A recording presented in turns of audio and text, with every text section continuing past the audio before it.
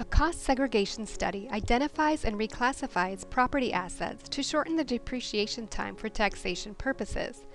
Property assets include a building's non-structural elements, exterior land improvements, and indirect construction costs.